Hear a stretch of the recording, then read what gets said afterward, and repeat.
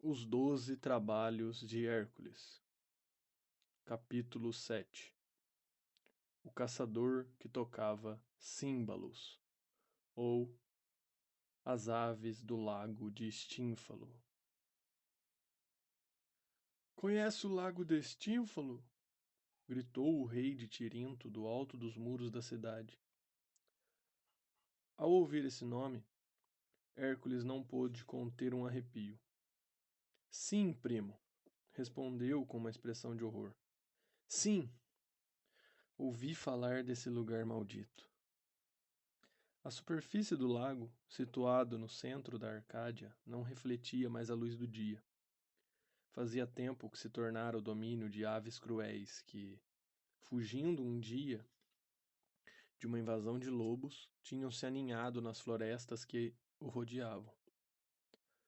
Essas aves sobrevoavam incessantemente o lago, em nuvens tão densas que suas águas negras não sabiam mais o que era a luz do sol nem a claridade das estrelas. Pois bem, prosseguiu Euristeu com um sorriso malvado.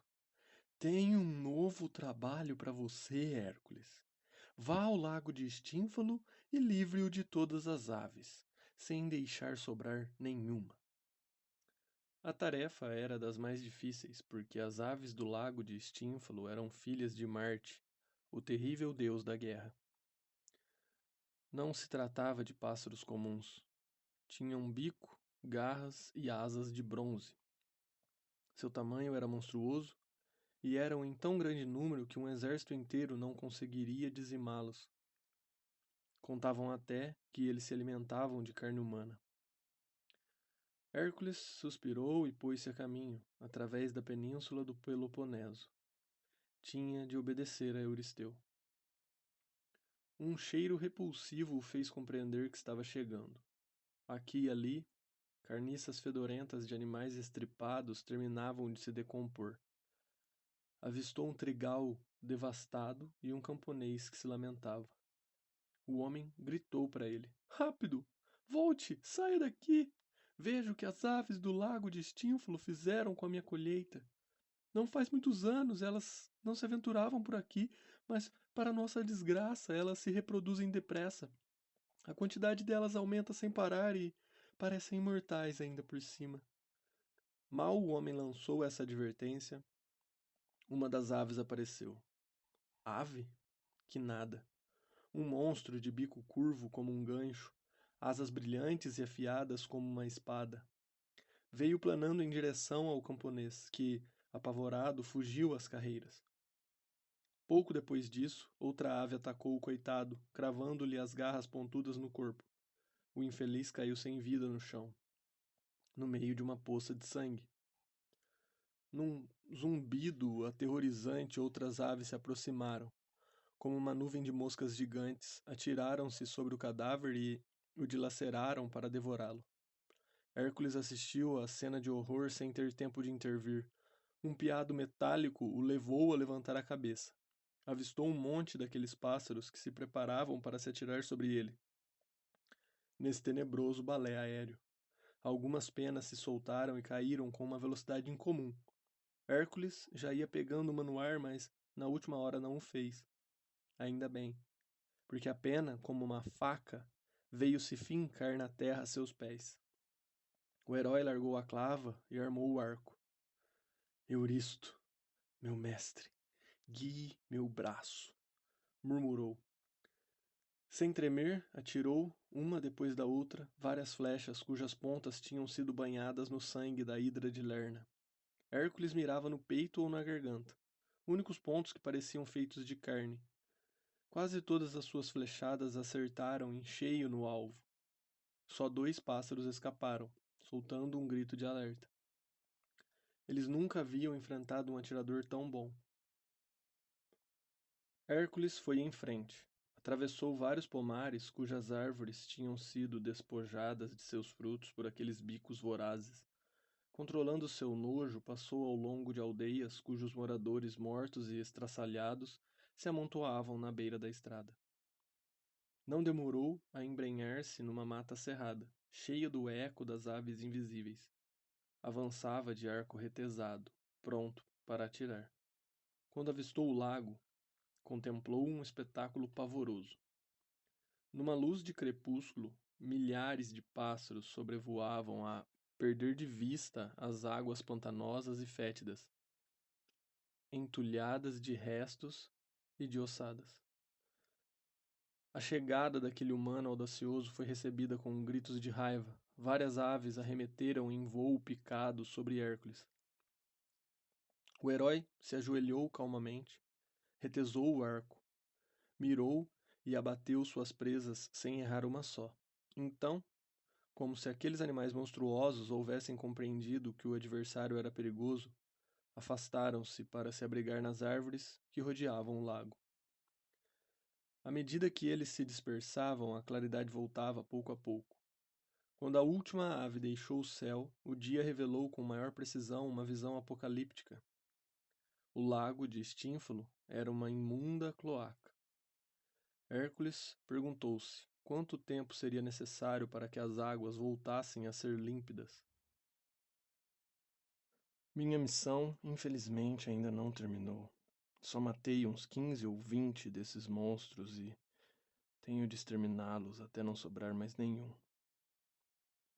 Com o arco pronto para disparar, Hércules deu a volta no lago, mas as aves permaneceram fora de alcance. Elas tinham se refugiado nos recantos mais impenetráveis da mata, protegidas por densos maciços de espinheiros. Só um louco entraria ali atrás delas. Apareçam, suas covardes! Tem tanto medo assim das minhas flechas? Depois de ter dado a volta ao lago, Hércules sentou-se, desanimado. Nenhuma ave tinha aparecido. Que fazer? Não podia se apresentar diante de Euristeu, confessando-lhe o fracasso. Ó, Minerva, você que é inimiga jurada de Marte, de quem essas aves são filhas, você que já veio me acudir oferecendo-me a armadura que me permitiu vencer o exército de Ergino.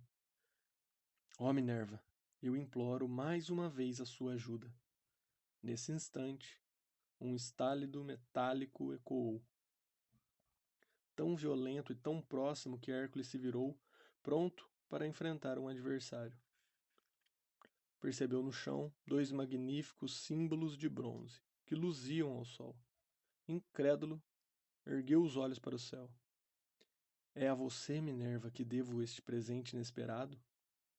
Acha que estou com vontade de tocar pratos, a não ser que... Mas é claro.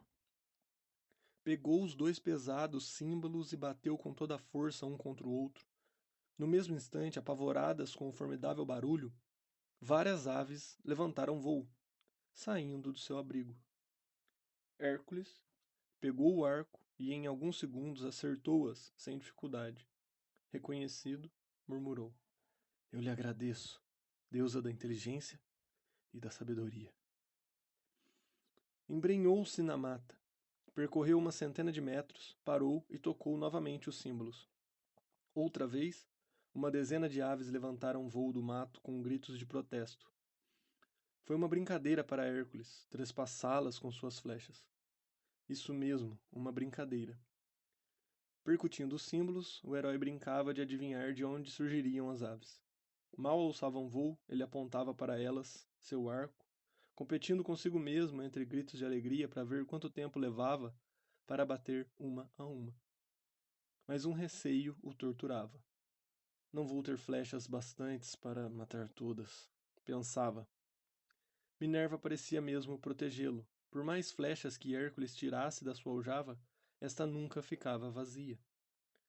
O herói deu novamente a volta no lago de Stínfalo. A intervalos regulares ele parava, pegava os símbolos da deusa e batia violentamente um contra o outro. Apavoradas com a barulheira, as aves abandonavam seu refúgio. Hércules esperava que se afastassem e sobrevoassem as águas para matá-las, em pleno voo. Suas vítimas caíam no lago uma depois da outra. Quando constatou que o céu estava vazio, continuou a tocar, mas agora era para agradecer a Minerva por tê-lo ajudado a realizar aquele novo trabalho. No caminho de volta, cruzou com um pastor e seu rebanho, que se dirigiam para o lago. O homem se prosternou diante de Hércules. O herói se espantou. O pastor radiante exclamou: Sabemos quem é você, Hércules, e como você livrou o lago das aves que o infestavam. Graças a você, as aldeias vão se repovoar, as plantações voltarão a crescer e a alegria renascerá em nossos corações. Hércules pediu que o pastor se levantasse e pensou consigo mesmo: Estou vendo que meus trabalhos não são inúteis. Achando que vai me desanimar, Euristeu me ajuda a livrar o mundo de todos esses flagelos. Pressentiu que a notícia da sua façanha não tardaria a chegar aos ouvidos do primo. De repente, sobressaltado, deu um pinote ao ouvir o barulho de asas acima da sua cabeça. Mas não era nada além de uma cotovia que dava piruetas no ar. Seu reflexo de caçador levou-o a retesar o arco e mirar, mas conteve o gesto a tempo. Pela primeira vez na vida percebeu que era tão cruel quanto inútil matar um ser vivo que não fosse inimigo. Como para lhe agradecer aquele gesto, a cotovia veio pousar no seu ombro, e foi carregando esse leve fardo que o herói regressou a Tirinto.